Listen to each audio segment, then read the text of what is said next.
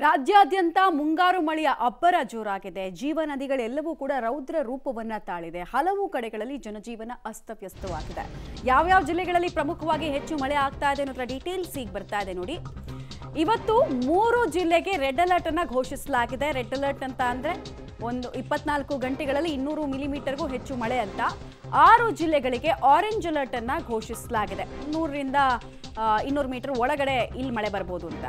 ಬೆಳಗಾವಿ, ಉತ್ತರ ಕನ್ನಡ, ಉಡುಪಿ ಜಿಲ್ಲೆಗೆ red alert ಅನ್ನು ಘೋಷಿಸಲಾಗಿದೆ. ವ್ಯಾಪಕ ಮಳೆಯಾಗುವಂತಹ ಜಿಲ್ಲೆಗಳಿವು. ದಕ್ಷಿಣ ಕನ್ನಡ, ಚಿಕ್ಕಮಗಳೂರು, ಧಾರವಾಡ, ಗದಗ, ಹಾವೇರಿ, ಶಿವಮೊಗ್ಗ ಜಿಲ್ಲೆಗಳಿಗೆ ಆರೆಂಜ್ ಅಲರ್ಟ್ ಅನ್ನು ಘೋಷಿಸಲಾಗಿದೆ.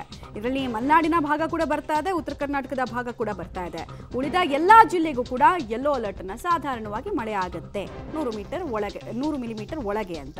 ಮೀನುಗಾರರು ಸಮುದ್ರಕ್ಕೆ ಇಳಿಯದಂತೆ ಕರಾವಳಿಯ ಜಿಲ್ಲೆಗಳಿಗೆ ಸೂಚನೆಯನ್ನು ಕೊಡಲಾಗಿದೆ. ಕಾರಣ ಬಿರುಗಾಳಿ ಸಹಿತ ಮಳೆ ಆಗುತ್ತೆ ಅಂತ. ಗಂಟೆಗೆ 60 ಕಿಲೋಮೀಟರ್ ಸ್ಪೀಡ್ನಲ್ಲಿ ಗಾಳಿ ಬೀಸುತ್ತೆ. ಕಡಲು ಪ್ರಕ್ಷುಬ್ಧಗೊಂಡಿದೆ. ಈ ಟೈಮ್ನಲ್ಲಿ ಅಪಾಯಕಾರಿಯಾಗುತ್ತೆ ಮೀನುಗಾರಿಕೆ ಮಾಡೋದು. ಹೀಗಾಗಿ ಇಳಿಬೇಡಿ ಅಂತ ಜಿಲ್ಲಾಡಳಿತ ಸ್ಪಷ್ಟ ಸೂಚನೆಗಳನ್ನು ಕೊಟ್ಟಿದೆ. ರಾಜ್ಯ ಹವಾಮಾನ ಇಲಾಖೆ ಮುಂದಿನ 2-3 ದಿನಗಳಂತೂ ಇದೇ ಪರಿಸ್ಥಿತಿ ಮುಂದುವರಿಯುತ್ತೆ ಅಂತ ಪ್ರೆಡಿಕ್ಷನ್ ಅನ್ನು ಸದ್ಯಕ್ಕೆ ಮಾಡ್ತಾ ಇದೆ.